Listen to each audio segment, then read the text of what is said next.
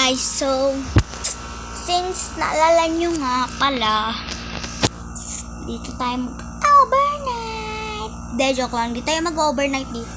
Kaya tatanggalin ko na yung port.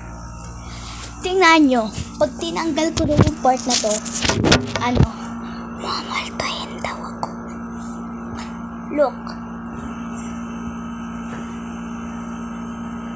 Let's see kung mumultuhin nga tayo. May miswe. Tinapak-tapakan ko guys yung port para malalo tayong ma-effective. Tingnan nyo, kakagatin ko pa. Walang magpapatalo sa kasi alam nyo, mayroon pa akong isang account.